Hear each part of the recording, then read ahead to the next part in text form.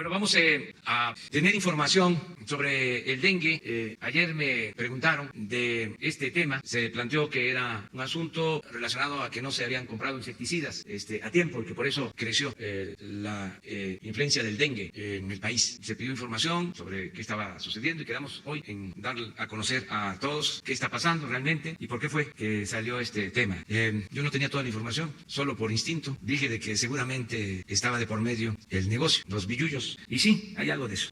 Pero le pedí aquí al doctor Hugo López-Gatell que explique qué está sucediendo, porque además es información para todos, es información para la salud de todos los mexicanos y todos podemos ayudar mucho porque tiene que ver con acciones de limpieza, el que no se acumulen residuos, basura, el que no tengamos charcos, el que no prolifere el mosquito, que es el que transmite el dengue. Entonces tiene que ver mucho con lo que podamos hacer entre todos y por eso la información. Entonces, a ver, doctor, nos explica. Con mucho gusto, presidente. Muchas gracias. Muy buen día a todas y todos. Les comento sobre el dengue y es una enorme oportunidad para la salud pública para poder transmitir un mensaje de prevención y de promoción de la salud, porque efectivamente el dengue es una enfermedad infecciosa que afecta a todas y todos los mexicanos, particularmente los que viven en zonas más cálidas y húmedas, y la clave de la prevención está en el saneamiento básico, y el saneamiento básico tiene que ver con los espacios públicos, que son responsabilidad, su cuidado es responsabilidad de los gobiernos municipales, de acuerdo a nuestro artículo 115 de la Constitución, y también con los espacios privados, los espacios propios o comunitarios, y la responsabilidad desde luego ahí es social, comunitaria, familiar, personal. Les comento un poco de antecedentes. El dengue es una enfermedad infecciosa. Está causada por un virus del mismo nombre y existen 4 tipos de virus dengue, llamados así, dengue 1, 2, 3 y 4. Ahorita voy a retomar sobre eso. Segundo, el dengue se transmite por mosquitos. Mosquitos en particular de un género que se llama Aedes. El nombre es intrascendente, pero sepan ustedes que este tipo de mosquito está en toda la República, en zonas que están por debajo de los 1.800 metros del nivel del mar de altitud, que para nosotros en México es casi todo el territorio, excepto la Ciudad de México, excepto algunas zonas del Bajío. Y progresivamente, en los años recientes, 10 o 15, se ha observado que a mayores altitudes donde antes no circulaba el mosquito o no se transmitía el dengue, se va transmitiendo. Por ejemplo, en 2006 no había dengue en Guanajuato y luego empezó a haber dengue en Guanajuato y luego en Aguascalientes, etc. La razón de las acciones de prevención y control se basan precisamente en el mecanismo de transmisión. Donde no hay mosquito, no hay dengue. Entonces hay que cuidar que no haya mosquito. Desde luego la fuerza de la naturaleza es muy poderosa y es muy difícil controlar y no lo vamos a lograr, no se puede biológicamente, ecológicamente eliminar todos los mosquitos. No tendría sentido. Es una pregunta científica que se hizo ya desde los años 50, cuando predominaba la fiebre amarilla en el continente, que la fiebre amarilla la transmite el mismo mosquito. Y ahorita les hablo de otras 2 enfermedades transmitidas también por el mismo mosquito. Y se planteó que si se podía erradicar el mosquito. La respuesta científica es no, no se puede. Y segundo, hoy conocemos, que no se conocía en los años 50, no es conveniente desde el punto de vista ecológico. El mosquito sirve para el ciclo ecológico. Ahora, desde el punto de vista humano y el interés de la salud, sí hay que controlar que el mosquito no prolifere y no prolifere particularmente en los espacios cercanos a donde están los seres humanos, en las viviendas en particular. La transmisión del dengue ocurre principalmente en las viviendas. El mosquito viaja poco, viaja 500 metros solamente en promedio. Entonces, la transmisión del mosquito ocurre principalmente en las casas, en las vecindades, en los patios, y ahí es donde entra la primera parte de la prevención, que está basada en limpiar el espacio. No quiere decir solo barrer y que no haya polvo, específicamente es que no haya depósitos de agua. No tienen que ser grandes depósitos de agua. Un pequeño charquito, el platito debajo de una maceta, una tapita de una botella que esté con agua, una llanta. Las llantas son terribles, terribles. Y luego hay en las azoteas llantas viejas. Se acumula tantita agua, estamos hablando de medio litro, suficiente para que haya una enorme proliferación de mosquitos. Las piletas. En muchas colonias, en zonas donde hay pocos servicios públicos, llega el agua por tandeo y las personas de manera natural se aprovisionan de agua y dejan la pileta una semana, 2, 3, llena de agua. Hay que tener mucho cuidado porque esa pileta se va a convertir en un criadero de mosquitos. Entonces lo que hay que hacer es recircular esa agua, estarla utilizando, estarla cambiando de cacharro para que no pongan los huevecillos, los mosquitos adultos, los mosquitos hembra, y de ahí salgan las larvas, de ahí salgan los mosquitos, y de ahí salga la transmisión del dengue. La campaña, tradicionalmente, la campaña de prevención para este asunto usa una frase que es lava, tapa, voltea y tira, y se refiere a tirar todos esos latas, cacharros, basura que pudiera acumular el agua. Eso lo tienen que hacer las comunidades, eso lo tienen que hacer las personas, en las familias, en sus entornos de vivienda. Y en el espacio público, panteones, jardines, kioscos, tienen que exigir a sus municipios que actúen, porque es una responsabilidad municipal. Y los gobiernos municipales tienen recursos para el saneamiento básico y tienen que cumplirle a la población, es un compromiso local que se haga la limpieza de espacios públicos. Por supuesto, también es importantísima la participación comunitaria. A veces los municipios no se dan abasto con el personal que tienen o con el recurso financiero que tienen. Ayude la comunidad, que la comunidad ayude, que se organice en brigadas espontáneas. Si el municipio no lo hace, que la comunidad lo haga y salte a los espacios públicos a limpiar de todo esto. Por supuesto, lo ideal es no tirar basura en el espacio público y no guardar cacharros y trastes y tiliches, porque ahí es donde se acumula. El dengue ocurre todos los años, todos los años. Regresó fuertemente a México hace más de 40 años. Antes de hace 40 años, después solo hubo un pequeño periodo de 10 o 12 años de disminución de la transmisión, pero antes hubo dengue y va a seguir existiendo el dengue. Es un fenómeno ecológico que no se puede controlar de manera absoluta. El dengue ocurre en todo el mundo, particularmente en las zonas cálidas y húmedas, las zonas tropicales y subtropicales. Entonces en México vamos a tener dengue, vamos a seguir teniendo dengue. No quiere decir que no hay que actuar contra el dengue, no quiere decir que eso es ya resignarnos, no, que no se malinterprete, pero es una realidad que los ciudadanos, las ciudadanas tienen que tener claro, va a seguir habiendo dengue. Y en la medida en que localmente se actúe para lavar, tapar, voltear, descacharrizar, no tener depósitos abiertos de agua, si es un tinaco hay que taparlo, entonces vamos a tener menor transmisión del dengue. Ahora, cada año el dengue tiene un ciclo estacional muy claro. Temporada fría, temporada seca, poco dengue o nada de dengue. Empiezan las lluvias y empieza a subir el dengue. Mayo, junio a veces si se retrasan las lluvias, hasta finales de octubre, cuando vienen las secas, viene el frío, baja el dengue. Entonces esa temporada es donde hay que estar mucho más activos con estas acciones de saneamiento, de prevención y la participación comunitaria para exigir que el gobierno local cumpla su misión y para ayudar al gobierno local a limpiar el espacio público. Estas acciones son sumamente importantes, pero como son tan difíciles de lograr que haya esta participación, este compromiso comunitario, que es lo ideal, entonces a veces se requieren llegar a una segunda línea, que es el control con insecticidas de los mosquitos. Y hay dos partes. Una es controlar que el mosquito no nazca, y hay unos productos químicos que se ponen precisamente en tinacos y piletas para que las larvas no proliferen. Y lo segundo es cuando ya está el mosquito adulto, fumigar. Se fumiga dentro de las casas, se fumiga en los espacios públicos y a veces se tiene que fumigar incluso con aviones, avionetas, porque es mucho la carga de dengue. Regresando a lo que decía el presidente y le preguntaron ayer, y efectivamente su intuición fue, como en varias otras ocasiones, muy atinada. Hemos sido sujetos de una campaña de desinformación por partes y grupos interesados en la comercialización de los insecticidas. Este es un mercado anual de más de 900 millones de pesos, solo de la compra federal, ahorita les cuento federal versus estatal, y lo que hemos visto es lo que hemos visto en casi todos los temas de insumos para la salud. Mercados concentrados, mercados amafiados. Dos grandes grupos que se disputan el control de las compras generales. La mayoría de estos productos son productos de patente y entonces no se hacen licitaciones, sino se hacen adjudicaciones directas de acuerdo a la ley. Y lo que ocurre es que se están queriendo posicionar.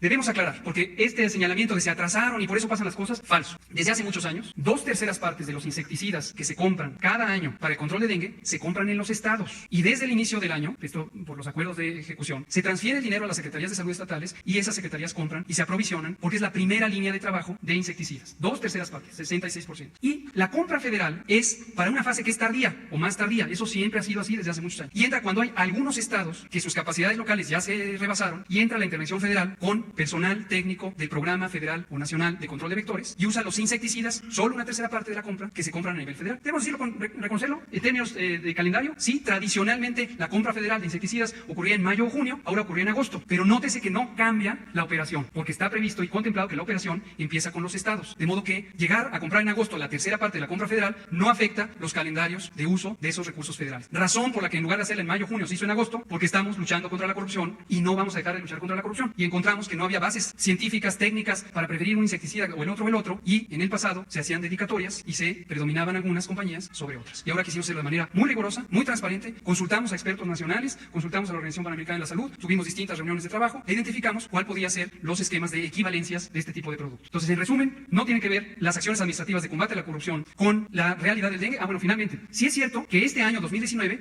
tenemos 3 veces más dengue. Sí es cierto. Este es un fenómeno que ha ocurrido en varios otros años. A veces, si comparo solo con el año anterior, tengo más. Si lo comparo con el pasado o el antepasado, resulta que era igual y a veces era menos que 5 años atrás. De hecho, la transmisión de este año, 2019, es menor al promedio de la transmisión de los últimos 7 años. Si lo comparo solo con el año anterior, pues sí hay variaciones biológicas, tienen que ver con el clima y con el comportamiento de los mosquitos. Un elemento nuevo, y esto explica que varios países, incluyendo Honduras, por ejemplo, que tiene el mayor brote de dengue en los últimos 50 años, eso puede explicar también parte de la realidad en México. Tuvimos la epidemia de Zika desde 2015, y la epidemia de Zika es mucho mayor a lo que nos hicieron creer. Tenemos datos de encuestas serológicas donde se probaron anticuerpos contra el Zika, que muestran que casi el 75% de las poblaciones en las zonas de transmisión de dengue, donde hay el mosquito, como el mosquito es el mismo que transmite el Zika, 75%, 3/4 partes, pudieron haber sido infectadas por Zika. Y el Zika es un virus que se transmite igual que el dengue por el mosquito Aedes, genéticamente es parecido al dengue, y eso da un fenómeno muy particular de potenciación de la respuesta inmune del sistema de defensas del cuerpo, que curiosamente y muy desafortunadamente podría estar estimulando que las personas infectadas por dengue sean más propensas a tener síntomas que si no hubieran tenido infección por dengue. Este último asunto es un asunto científico que se está estudiando, lo estamos trabajando desde hace meses en compañía de la Organización Panamericana de la Salud. Es un fenómeno no totalmente demostrado, pero es una de las hipótesis científicas importantes en el mundo de por qué ahora, después del Zika, estamos teniendo mayor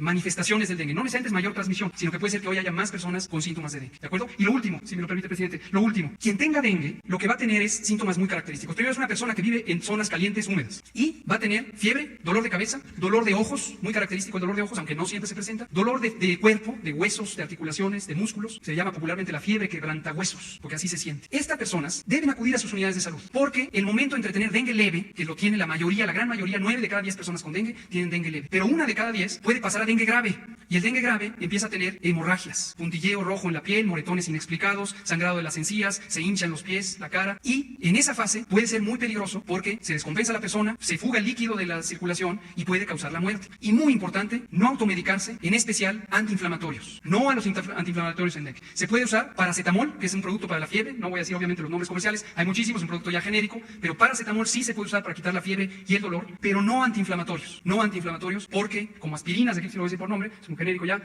porque esa puede aumentar el riesgo de dengue grave. Esa es la perspectiva del dengue. Muchas gracias, señor presidente, por la oportunidad. Bueno, pues muy bien explicado. Esto ayuda mucho para participar en la prevención, que todos participemos y ayudemos y estemos informados. Si hay preguntas sobre este tema o ya queda claro. Sí. Se me pone la diapositiva. El dengue, quiero decir una cosa antes de hablar de los números concretos. La vigilancia epidemiológica, que es el acto de tener estadísticas de la ocurrencia del dengue, la vigilancia epidemiológica en casi todos los temas representa una parte menor comparado con lo que realmente hay. Todo, dengue, influenza, todos los fenómenos de mucha magnitud, mucha población afectada, la vigilancia nos sirve para ver las tendencias, por dónde va, a qué velocidad se propaga, en dónde predomina más que el otro. Lo digo porque no hay que obsesionarse con los números absolutos. Si les digo 15.000 personas, y es lo que va a ser el número grueso de lo que tenemos, sepamos que hay muchas más que 15.000. Posiblemente hay 50.000 o 60.000, ¿sí? Para que no nos obsesionemos, porque a veces es, usted me dijo 15.302 y ahora me dice que 301. Hay 50.000. Lo importante de la vigilancia es ver por dónde van las cosas. Esto es como el monitoreo ambiental. No medimos cada partícula del aire para saber cuál es la concentración de ozono o de partículas suspendidas. Tomamos muestras en estaciones de monitoreo, ¿sí? Es un elemento que parece un poco técnico, pero sé que a veces en la comunicación pública se preocupan mucho del número preciso. Casi siempre en todos los temas sabemos técnicamente que hay mucho más. No interesa saber el número exacto, porque el número exacto no es medible, entonces es masivo, ¿sí? Ahora, lo que sí nos ayuda mucho es a ver la distribución regional. Los 4 estados con mayor número de casos de dengue hoy, y esto va a cambiar en las siguientes 2 semanas seguro, hoy son Veracruz, Jalisco, Morelos y Chiapas. Ojo, no quiere decir que el desempeño del sistema de salud es peor en un estado con más dengue. Primera, Veracruz es uno de los estados más poblados de la República. Después el Estado de México es el siguiente más poblado y es uno de los que están en las zonas con dengue por sus condiciones climáticas y geográficas, a diferencia del Estado de México, que no va a tener, sí llega a tener, pero no grandes cantidades de dengue, ¿de acuerdo? Y lo importante aquí es los casos graves sí dependen de una respuesta oportuna del sistema de salud. Pero primero empieza con la búsqueda de consultas. Si la persona se queda en su casa y usa antiinflamatorios, no a los antiinflamatorios en dengue, quiero reiterarlo, no a los antiinflamatorios, esa persona pierde la oportunidad de ser detectada cuando estaba en condición leve y ser prevenida y atendida si desarrolla dengue grave, ¿de acuerdo? La distribución por sexos, por géneros, es casi la misma, pero para no variar, hay inequidad de género, poquito desfavorable hacia las mujeres. La distribución por edades ocurre particularmente en la adolescencia y la adultez temprana. La razón de esto es el grupo de edad que está en los espacios públicos, mayormente, y entonces se transmite más fácilmente. Y la distribución por condición socioeconómica es clarísimamente inequitativa, y esto es un asunto de justicia social también. ¿Por qué las poblaciones marginadas, empobrecidas, tienen más dengue? Porque no tienen las condiciones de vida y de saneamiento y de servicios públicos adecuadas. Agua por tandeo, viviendas de calidad limitada, poco saneamiento básico, poca limpieza de las calles, terracerías, que entonces tienen mayores charcos. Es un asunto de justicia social. Y aquí es importantísimo, insisto, la movilización comunitaria y la responsabilidad municipal de proveer los servicios. Y la población exigirle a su municipio que le dé los servicios que le corresponden. Gracias. Sí, el dengue tiene mortalidad. En esta gráfica no está. Le voy a hablar un número grueso. Tenemos un boletín, por cierto, en la Dirección General de Epidemiología, que depende de la Secretaría de Salud, en su portal web. Pueden encontrar ustedes todos los viernes y lo seguiremos haciendo con absoluta transparencia. Es una tradición ya de la salud pública. Publicamos un boletín todas las semanas sobre el dengue, que viene detalle por estado, donde hay mortalidad, viene la comparación con años previos, etc. Número grueso, tenemos 120 muertes hasta ahorita. Insisto, no traigo el dato preciso, pero con mucho gusto lo circulamos, de muertes. Las personas que han muerto por dengue, la distribución de edad es parecida a quienes tienen dengue, igual a la de sexos, y tiene que ver con esto de que no recibieron atención oportuna y en muchos casos porque llegaron muy tardíamente a las unidades de salud. El personal de salud está muy sensibilizado desde hace muchos años en detectar esa transición. Y hacemos capacitaciones todos los años, la volvemos a hacer ahora, para detectar los signos tempranos del dengue grave. Vamos a tener un curso en Chiapas en la tercera semana de septiembre, organizado y apoyado por la Organización Panamericana de la Salud y con la participación del Instituto Nacional de Salud Pública y desde luego la Secretaría de Salud de Chiapas. Un curso para entrenar al personal de salud, al personal médico y enfermeros y médicas también. Y va a ser un curso en línea, personal de salud, estén atentos por favor en en todas las regiones donde hay dengue, porque ustedes van a poder acceder en las plataformas electrónicas de la Secretaría de Salud y del Instituto Nacional de Salud Pública, que es parte de la Secretaría, a este curso en línea y se pueden capacitar. Muchas gracias. Este es el boletín que oportuno al que me refería. Ahí están. Allá ven en la tablita de hasta arriba, están los números absolutos y vean ustedes, están las defunciones. Yo les dije, no, ya me había sobregirado. Ahí están las 28 registradas. Pero atiendo a lo mismo. Si dice 28, seguramente hay alrededor de 150 reales. ¿Sí? Que quede claro, no es una omisión, no es esconder la realidad. Es como funciona la vigilancia epidemiológica científica, técnica. ¿Sí? Si nos obsesionamos con el número, no. Ahí está, la tablita siempre tiene probables, confirmados, de grave y no grave, las defunciones y los estimados. Las estimaciones que hacemos tienen que ver con, precisamente, que sabemos que la vigilancia es una señal y hay que tomar en cuenta quien no llegó a consulta y no fue detectado, ¿de acuerdo? A quien no se le hizo la prueba, o sí se le hizo, pero ya había pasado el periodo donde la prueba era útil, ¿sí? Atiendan en general los estimados. Y ahí se ve la distribución por edades, la letalidad, que es qué porcentaje de quien tuvo la enfermedad murió. Y tenemos un indicador que es más o menos aceptado a nivel mundial, aunque hay variaciones en países, que es cuando la letalidad, ahí está el marcado, tiene el 2%, es que hay una letalidad relevante, ¿sí? Y luego vuelve a bajar, ¿de acuerdo? Y ahí está por estados, en la tabla 3, Veracruz, Jalisco, Chiapas, Morelos, y luego de ahí van a ver todos los siguientes. Súbanle tantitito, por favor. Pueden ver aquí la distribución de los virus. Ahí están 1, 2, 3 y 4, y ahorita ha estado predominando el 2. En México, desde los últimos 18 años, predomina el virus 1 y 2, mayormente el 1 y a veces el 2, ¿de acuerdo? Subsecretario, preguntar, decía que realmente el insecticida a nivel federal se utiliza cuando ya fracasaron en los estados o hay necesidad en los estados. Regularmente, ¿en qué temporada o en qué mes se ha utilizado en otros años? ¿De cuánto fue la compra este año de insecticidas? ¿A qué empresa se realizó? ¿Si se pudo ahorrar? Y si se encontraron, pues evidentemente, corrupción. Gracias. Con mucho gusto. Precisiones. No hablemos de fracaso. O sea, no es que entra la federación a rescatar un estado que fracasó. No va por ahí. Es segunda línea del mismo operativo. Y cuando el operativo estatal rebasa la capacidad de los recursos estatales, hay el apoyo federal. Eso está así diseñado el sistema. No quiere decir, fracasaste. Lo enfatizo porque eso, si lo vemos como fracaso, nos llevaría a estigmatizar estados que tienen mayor transmisión del dengue por razones múltiples, sociales, climáticas o de infraestructura urbana, etc. Entonces, no es por fracaso, pero es una segunda línea de respuesta. La compra, con mucho gusto también les podemos socializar precisiones. Ya habíamos hecho, y el doctor Ruy López Ridaura, director de Senaprece, hizo estas declaraciones públicas en junio, y tenemos preciso, y les vamos a circular el dato preciso de a qué empresas se compraron, no tengo el dato específico ahorita, a qué empresas, a qué precios, comparación con los años previos, y cuánto es el monto total, que ya dije está cerca de los 900 millones de pesos anuales. Los elementos de si hay o no corrupción, no tenemos pruebas fehacientes de actos de corrupción, en el sentido de manipulación de los mercados, sobornos y este tipo de cosas. Lo que sí vemos es que la evidencia científica que han parado las decisiones de qué insecticidas son preferentes ha estado poco rigurosa, vamos a llamarla así, poco rigurosa a lo largo de los últimos años, poco rigurosa. Tenemos un sistema de monitoreo de la resistencia de insecticidas. Este se estableció en 2009 y la lógica es tener evidencia científica de por qué prefiero el insecticida 1 y no el 2 o el 3 o el 4. Desafortunadamente, la profesionalización técnica de estas unidades de monitoreo, que son financiadas mayormente por las secretarías estatales con contribución de recursos federales, requiere todavía mucho trabajo para profesionalizarlas, es decir, no hay estándares. Las pruebas de resistencia gruesamente se hacen colectando mosquitos del ambiente, colectando así literalmente con una aspiradora, obviamente con ciertas características técnicas. Se ponen en un recipiente, un frasco, y se ponen en un laboratorio y se les ponen insecticidas de distintos, con los que se quieren comparar. Y se mide con un cronómetro cuánto tiempo tarda en morirse la población de mosquitos que está ahí. Y hay indicadores como a qué tiempo se muere la cuarta parte, la mitad, 3/4 partes o todos. Y esa es la manera de comparar. Como pueden ver ustedes, es un procedimiento hasta cierto punto simple, pero está muy sujeto a que sea un poco rústico, un poco riguroso. Entonces, esa parte es la que tenemos que trabajar y vamos a trabajar por profesionalizar las unidades de monitoreo de resistencia a insecticida. Porque con cierta ligereza, y esta es mi preocupación, como verán es una preocupación técnica con repercusiones económicas, con cierta ligereza se plantea, es que aquí está la evidencia de que prefiero el insecticida 4 porque...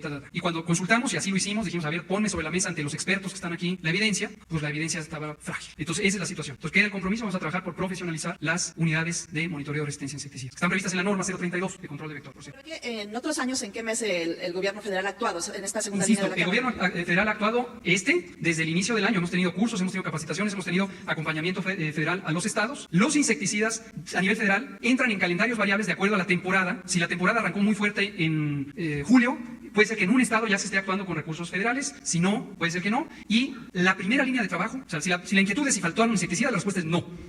El gobierno federal transfirió los recursos oportunamente a las entidades federativas y de acuerdo a lo previsto, las entidades federativas compraron. 100%, las 32 entidades federativas tienen insumos y los han tenido desde mayo, junio, que es cuando se prevé que ya hay que tener la lista. Como es adjudicación directa, ya lo dije, el periodo entre la instalación de los comités de adquisiciones y la adquisición es casi inmediato. Entonces, no se queden con la inquietud de ¿fue por un retraso? No fue por un retraso. Es un fenómeno complejo que ya expliqué, de que haya más dengue este año y quererle atribuir a una acción concreta es parte de esta campaña de desinformación de agendas secundarias de intereses comerciales. Por favor.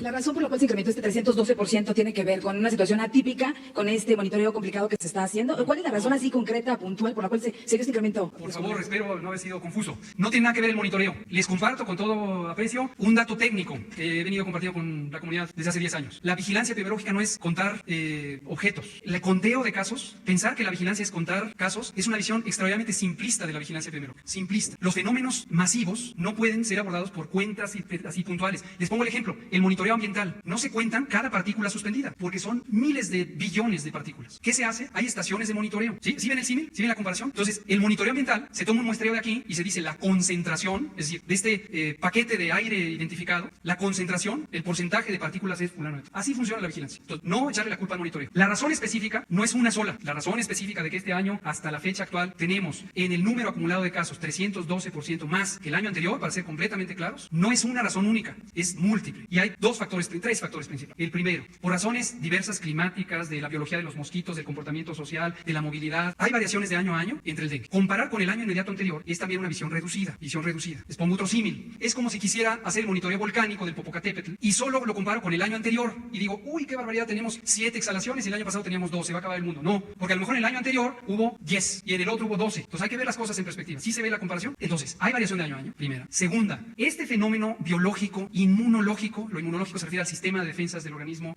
humano y también los animales y muchos seres vivientes, es un fenómeno particular, científicamente interesante, desde luego inquietante para la salud pública, que consiste en que virus que son genéticamente parecidos, Zika con dengue, pueden hacer una reacción particular, el nombre técnico es amplificación mediada por anticuerpos, tecnicismo, que quiere decir los anticuerpos que la persona fabricó contra el Zika porque fue infectada con Zika en 2015 o 16 o 17 o 18, hoy le protegen contra el Zika, muy probablemente en varios años no va a tener Zika si fuera infectado, pero no le defienden contra el dengue. En cambio, es probable que faciliten que el virus dengue se multiplique más aceleradamente en sus células. Así está la cosa. Este fenómeno es parecido a lo que científicamente se conoce desde los años 80 de la segunda infección por dengue. Primera infección por dengue, alta probabilidad de que sea dengue leve. Segunda infección por dengue, mayor probabilidad, no necesariamente alta, pero mucho mayor, de que sea dengue grave. Es el mismo fenómeno. ¿Sí? Fenómeno interesante, pero inquietante. Por favor, por favor. Buenos días a todos, doctor. En razón de esto último que usted ha dicho, ¿pudiera ser que la falta de rigurosidad a la que usted hizo referencia en la elección de los insecticidas haya propiciado en algún sentido, en algún porcentaje, este incremento de los casos de dengue? Eso por un lado. Y por el otro, ¿cuáles son ya los insecticidas que se han elegido justamente para bajar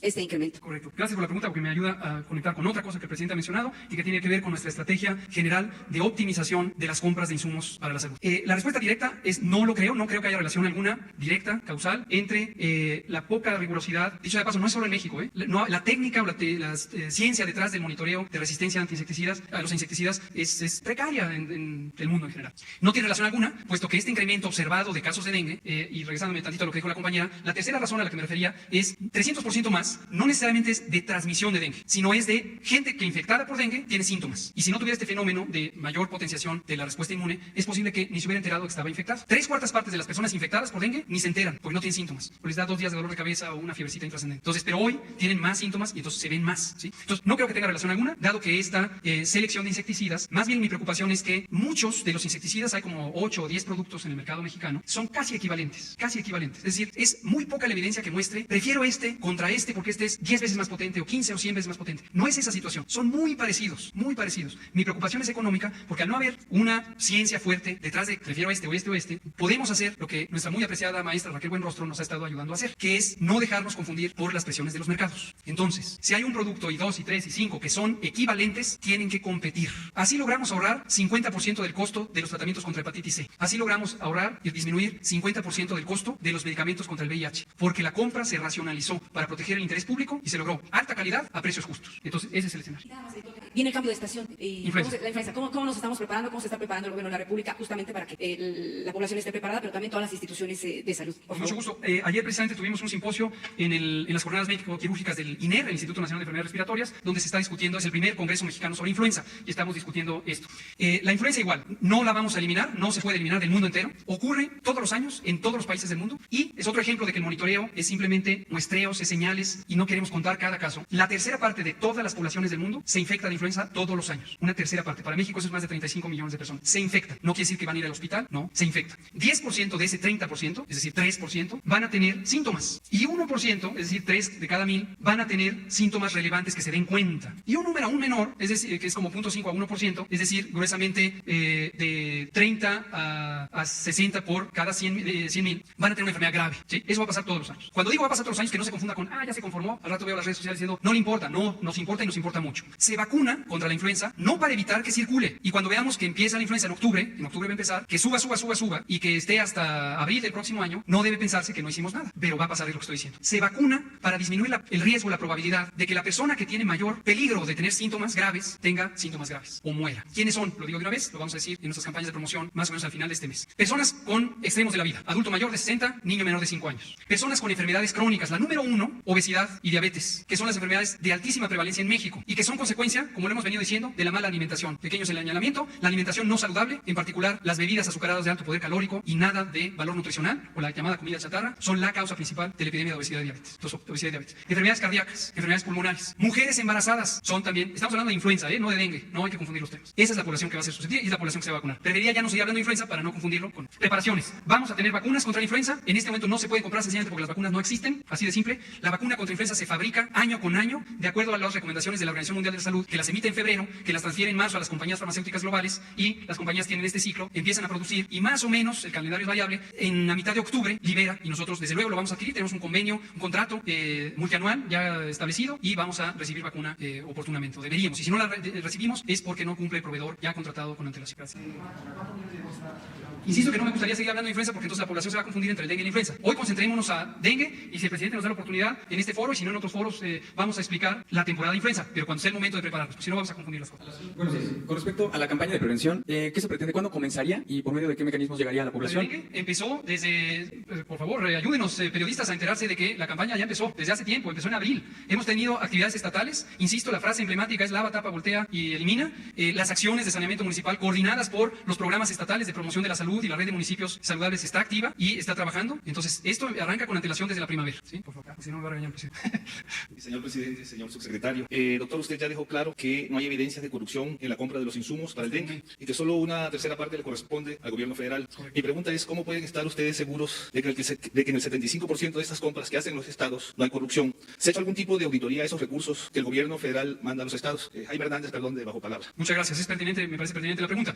Cuando digo no hay evidencia de corrupción, no quiere decir que tenemos certeza de que no la hay. Es decir, hasta el momento no tenemos ningún indicio de que pudiera haber corrupción en estas compras. El mecanismo para la salud pública específicamente, para financiar, para pagar las actividades de salud pública, las actividades de prevención y promoción, es el siguiente. Los recursos federales pagan una parte muy sustantiva, 30-40%. Estos recursos federales vienen de distintos ramos administrativos, el ramo 12, lo que se transmite al Seguro Popular y luego regresa a la salud pública, etcétera. Es otro tema.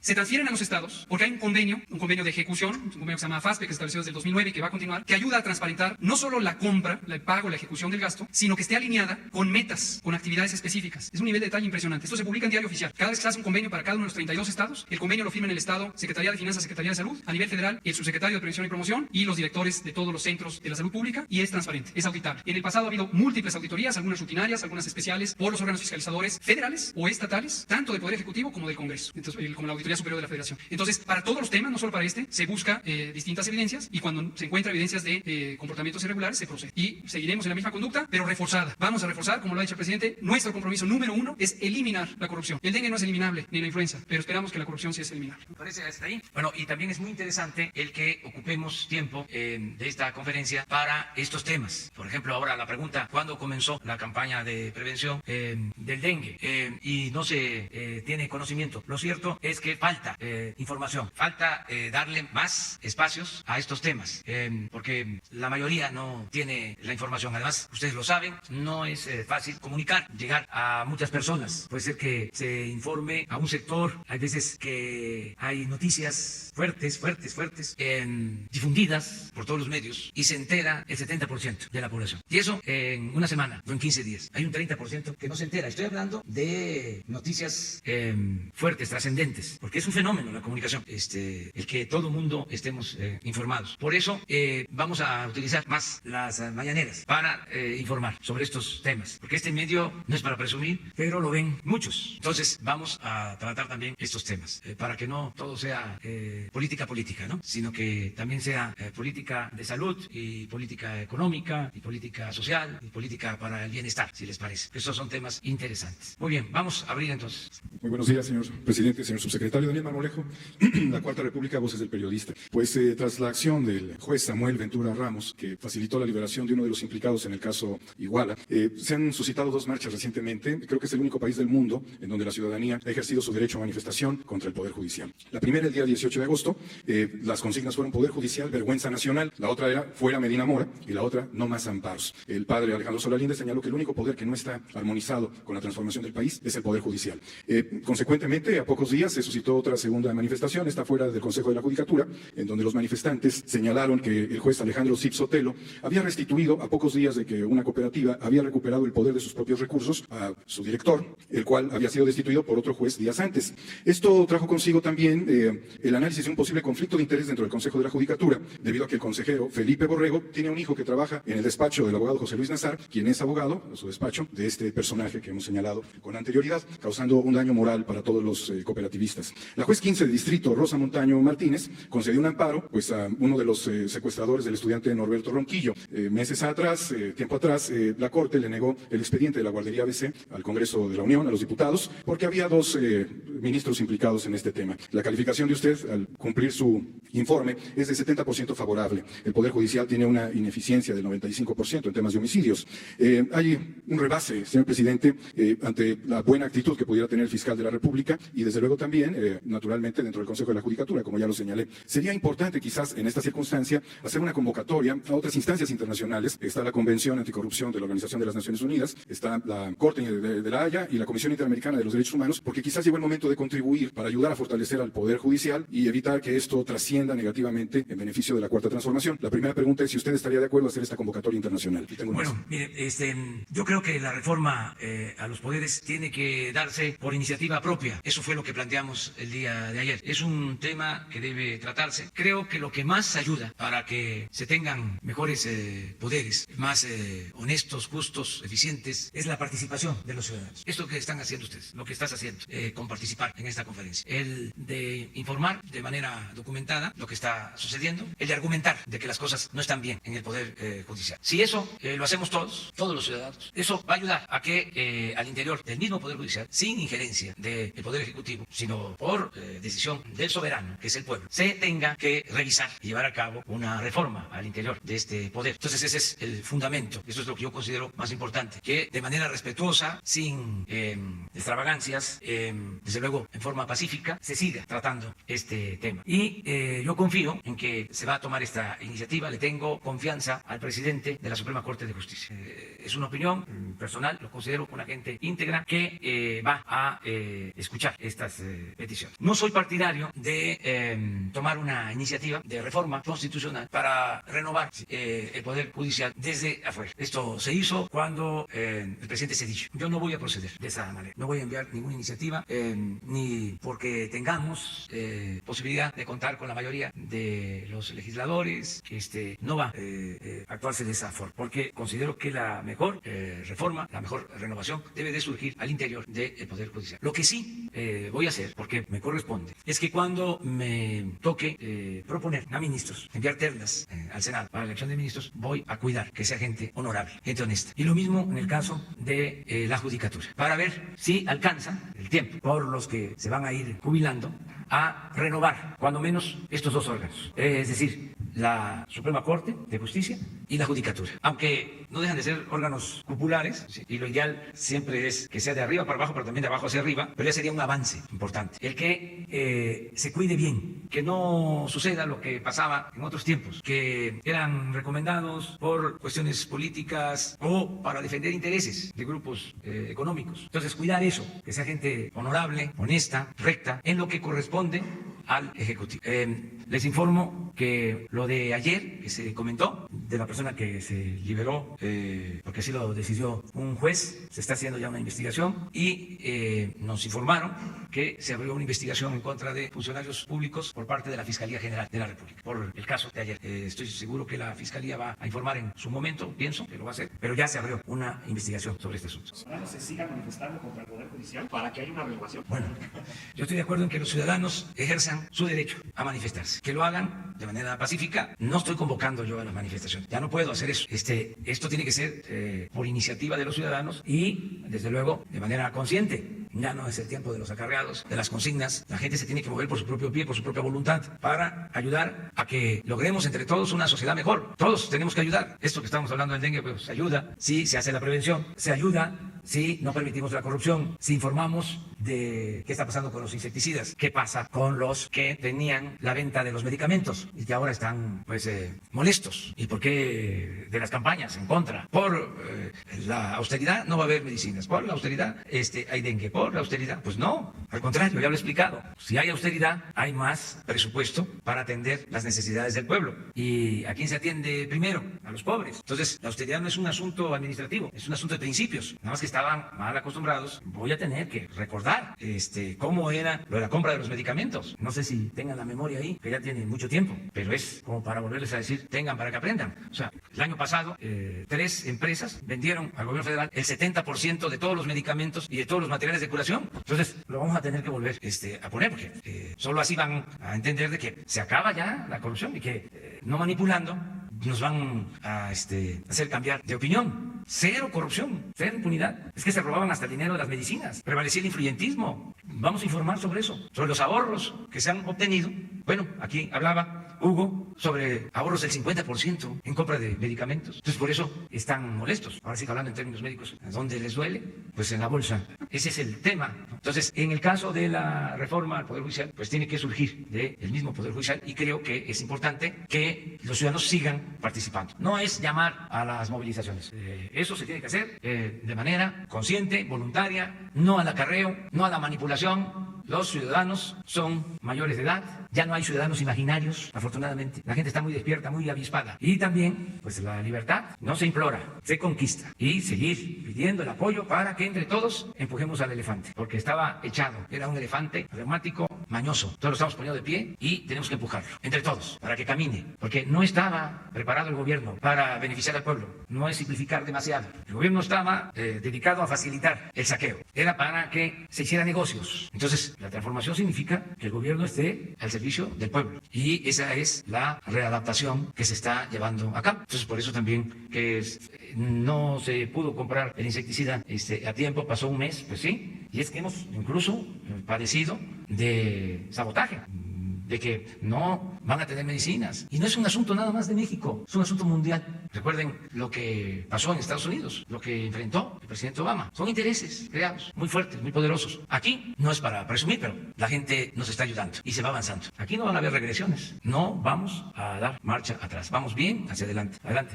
Faltaba nada más una pregunta, señor presidente. Hay una manifestación aquí afuera de los telefonistas, a quienes les intentan IFETEL dividir la empresa Teléfonos de México en lo que ellos han llamado una separación funcional. Estos términos que aplican, que son neoliberales, separación funcional, es casi como activos tóxicos. Están pidiendo la transferencia de un grupo de trabajadores de una empresa a la otra, la cual se dividiría. Es un tema que preocupa al ingeniero Carlos Slim por la buena relación que hay, y a pesar de que hay una mesa intersecretarial, sería importante analizar este tema porque están haciendo un llamamiento a huelga para el mes de enero y ellos no quieren la separación. IFETEL está urgiendo la separación y asumen que habrá afectaciones a los intereses laborales. Hay una proporcionalidad 1 a 1 prácticamente entre 37,000 jubilados y pensionados y 38,000 trabajadores activos. Una empresa que quizás se envejezca, una empresa donde el sindicato termine dividiéndose y una empresa donde la mitad, como todo, terminará siendo de robots, donde prácticamente parte de la infraestructura quedaría también en capacidad de uso de empresas extranjeras. ¿Estaría usted en esa disposición, señor presidente? Muchas gracias. Es un tema de IFETEL con la empresa Telmex y que tiene que ver con el sindicato. Estamos nosotros ayudando en la conciliación. Este es nuestro papel, lo vamos a seguir haciendo. Vamos a escuchar a los trabajadores, atender a los trabajadores, atender los motivos de la empresa y lo del Instituto de la Comunicación, IFETEL, para buscar un acuerdo, que no se afecte a los trabajadores, que no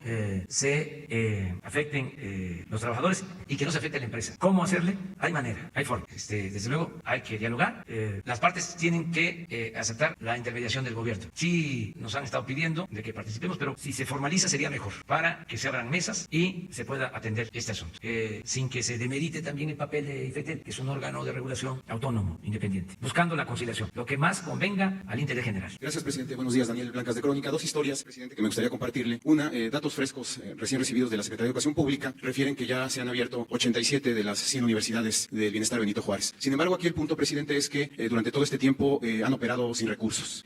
No han tenido dinero, los jóvenes se han tenido incluso que organizar para comprar gises, para comprar plumones, para hacer la limpieza de sus baños, para comprar jabón. Los maestros están trabajando sin recibir ningún recurso. No ha habido recursos para estas 87 universidades que ya están operando. La pregunta, presidente, es si esto representa una lección de que quizás no hay que acelerar tanto las cosas en los proyectos, quizás empezar de inicio de manera sólida, con recursos bien planeado, en lugar de iniciar un proyecto que está a la deriva financiera. Sí, mire, es cierto lo que tú estás expresando. Es un asunto de trabas administrativas. No quiero usar la palabra burocráticas o hablar de burocratismo. Son trabas administrativas. Es otro lastre que heredamos. Para robar y poder simular de que no se robaba, crearon una normatividad excesiva. Es muy difícil obtener recursos para ejecutar las cosas, porque es una norma tras otra, es de una oficina a otra. Lleva muchísimo tiempo. De eso que se quejan los empresarios, los comerciantes, los prestadores de servicios, con razón, y que se pide la simplificación administrativa. Bueno, eso mismo sucede al interior del gobierno. Se padece igual, lo padecemos todos. Entonces, estamos también quitando todo ese andamiaje de simulación, porque robaban, y como el gobierno no tenía que llevar a cabo ninguna acción en beneficio del pueblo, pues no importaba que se crearan todas estas redes, toda esta telaraña de obstáculos administrativos, que el oficio de autorización, que la aprobación del consejo respectivo, que el visto bueno del director general, que tiene el oficio el subsecretario, que todavía no lo autoriza el secretario, que pasó a la dirección de inversiones de Hacienda, que falta que lo vea la subsecretaria de egresos, que no lo ha visto el secretario de Hacienda. Entonces, se lleva muchísimo tiempo. Este tema de las universidades lo acabamos de tratar hace como 15 días, que tuvimos una reunión del gabinete y puse de ejemplo lo de las universidades. Dije que si Raquel Sosa, que es la rectora de las universidades, pedía los recursos, que se los entregaran, porque Raquel es una mujer honesta, íntegra, incorruptible. Puse ese ejemplo. O sea que depende mucho de la honestidad de los servidores públicos. Es lo que está pasando con los recursos para hacer los caminos en los municipios de usos y costumbres de Oaxaca. Estamos entregando a los presidentes municipales sus recursos, porque estamos seguros de que son autoridades honestas y que la asamblea cuida. Ahí hay valores. Ahí todavía, si siembran maíz, dejan en el campo el maíz que cosechan en trojes, y nadie está pensando en que se va a ir a robar el maíz de la troje de un compañero. Hay valores. Esto desgraciadamente no lo podemos hacer con otras autoridades, con otros gobiernos municipales, que les mandamos el dinero, se lo clavan. Pero sí hay autoridades y servidores públicos honestos. Entonces estamos buscando la manera de simplificar al interior del gobierno, porque ya están los recursos. Hay 1,000 millones de pesos autorizados para las universidades. Ya se abrieron, además, con la participación de la gente. En las comunidades aportaron los terrenos, aportaron espacios. Los maestros aceptaron trabajar y esperar a que se les pague un tiempo, pero ya se pasó, ya es demasiado. Yo estoy seguro que me está escuchando el secretario de Educación Pública y el secretario de Hacienda, para que esto se resuelva de inmediato, porque esa es una preocupación. Ya me lo han dicho, esto del dengue, por eso es importante recorrer el país. Bueno, también quienes me acompañan. Estuvimos en Veracruz hace una semana, ayer no me acordaba yo, en Plan de Arroyos, en un hospital que coincide con esto. Y hay dengue ahí, en esa zona. Y en el hospital estaban enfermos de dengue. Entonces, ir a los pueblos me permite tener información de primera. Ya me habían dicho también en una de las giras de que no le estaban pagando a los maestros de las universidades, que ya están abiertas. Entonces, esto lo vamos a atender. Pero estamos buscando una solución de fondo, es decir, simplificar los trámites, que no haya tanta, burocracia, ¿sí? Y que podamos operar. Por eso también les estoy pidiendo mucho a los servidores públicos que me acompañen a las giras, que no estén metidos en las oficinas, que hablen más con la gente, que vayan a los pueblos, que estén recorriendo el país, que supervisen las obras, aunque se trate de los servidores públicos del más alto nivel, que todo el mundo esté visitando las comunidades, los pueblos, los municipios, los estados. Y esta también es una razón por la que no voy a dejar de lado el plan de descentralización.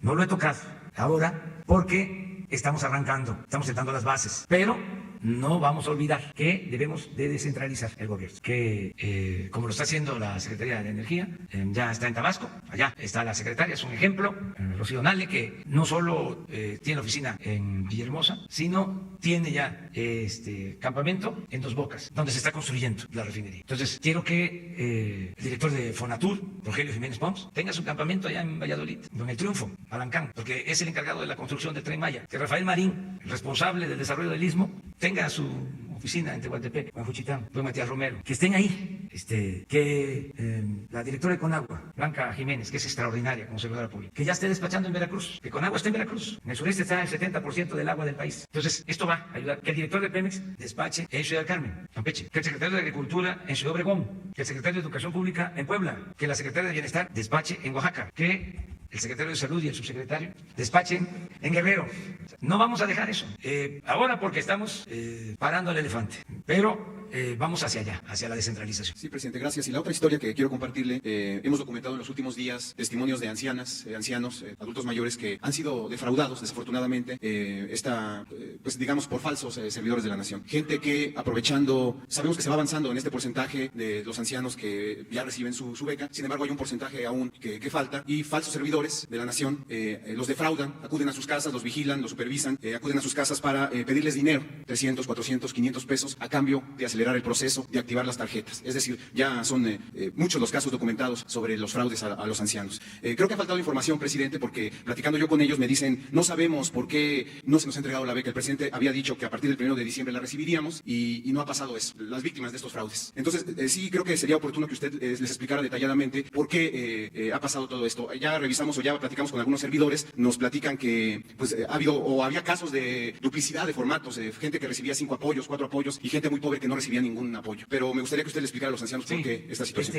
Fíjate que no tengo denuncia sobre eso. En mis giras puedo ir al pueblo más apartado, donde voy de paso, y me paran porque saben que voy a pasar por ahí y veo a un adulto mayor y le pregunto, ¿ya te llegó tu apoyo de la pensión? Ya me dice sí, ya me llegó, hasta en los lugares más apartados. Y es de los programas que más se han aplicado, están más extendidos. ¿Sí? Les diría que es en el que se tiene más avance. ¿Sí? Ahí el problema que tenemos es que todavía no podemos entregar como quisiéramos con tarjeta todos los apoyos. Y todavía hay que llevar a ciertas comunidades, a ciertas regiones, dinero en efectivo. ¿Sí? Incluso han perdido la vida servidores públicos que han sido asaltados.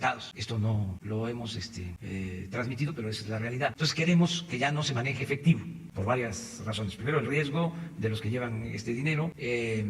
También para que no haya corrupción, que no esté la tentación de sacar ahí del sobre, ¿no? Dinero, que no haya piquete de ojo, que no haya moche. Pero no tengo denuncias de que les estén quitando lo que les corresponde. De todas maneras lo voy... Las denuncias ya las tiene el Secretaría de Bienestar, los propios servidores de la Nación se lo han comentado a los funcionarios. Son falsos, presidente, son falsos servidores de la Nación, es decir, gente que se aprovecha, digamos, de... Sí, bueno, pues entonces decirle a la gente, a los ancianos respetables, adultos mayores, que actúen de manera precavida, que no le crean a cualquiera, que se informen, que los familiares pidan información y que no se dejen engañar. Van a seguir llegando los apoyos y tiene que llegarles completo. Son 2.550 pesos bimestrales, 2.550 pesos. Lo que sucede a veces es que les llega el bimestre y piensan que no va a ser permanente.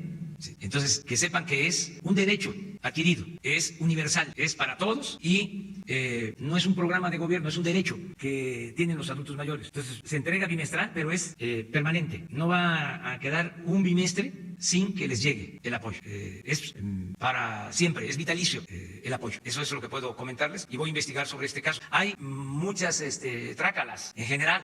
Hay que estar pendientes, nada más, no dejarse engañar. Muchas trácalas en los que ofrecen viviendas y que empiezan a recoger fondos y luego desaparecen.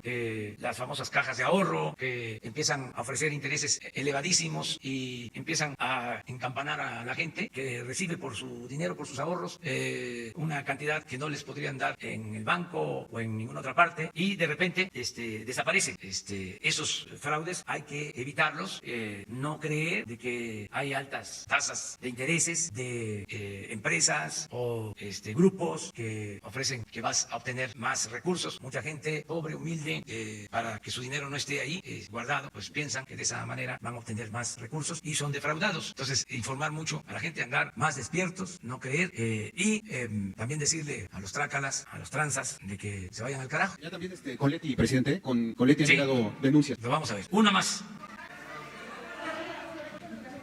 Gracias, presidente. Se me olvidó. Los enseres. Lo de los rastrillos. Sí.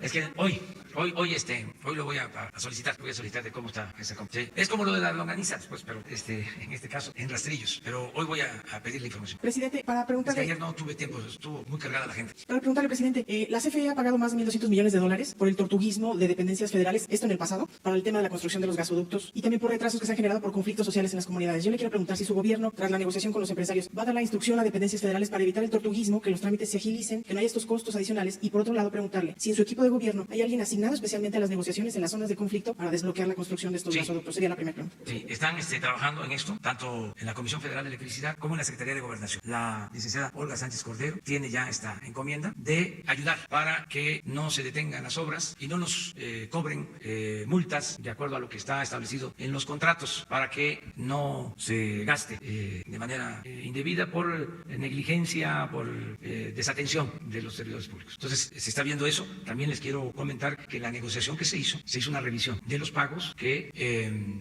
no tenían que haberse hecho y que tenían que pagarse al final, sin embargo se pagaron por anticipado. Todo eso entró en la negociación que se llevó a cabo recientemente. Pero hacia adelante vamos a estar nosotros muy pendientes, vamos a ayudar para que no se detengan las obras. Entonces hay una instrucción explícita para evitar el tortuguismo en los trámites y que Sí, estamos trabajando de esa manera. También nos estamos desdoblando. No es la parte tradicional ortodoxa del manejo de la administración pública.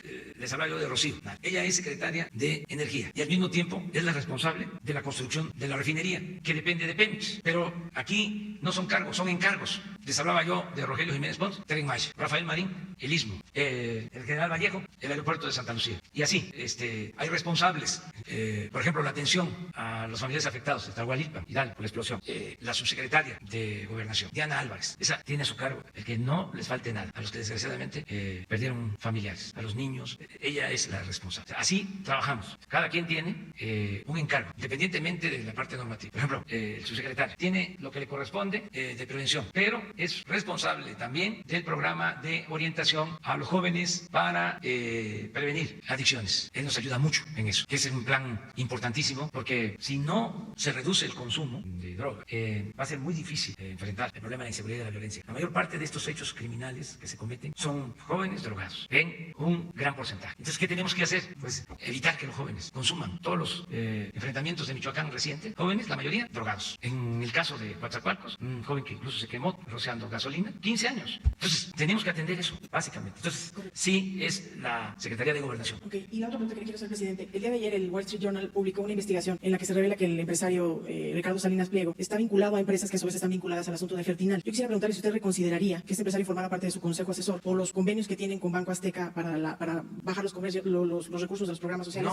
dados estos casos y posibles vínculos de corrupción. No, porque como tú lo estás expresando, son posibles vínculos. Usaste bien la palabra posible. Es como decir presunto o sujeto a investigación. Ni siquiera lo está atendiendo una autoridad. Creo que hay una denuncia, pero todavía no se le ha dado curso. Entonces nosotros no podemos descalificar a nadie por anticipado. No puede haber un juicio sumario, menos hacerlo aquí, porque tomaría yo partido y afectaría yo la dignidad de las personas. Y eso no se puede hacer. Y no me importa que lo haya dicho el Wall Street Journal, porque yo lo sepa decir a los del Wall Street Journal, ¿sí? Diciendo mentiras. No porque sea el Wall Street Journal. No. Es mejor el Reforma, ¿sí?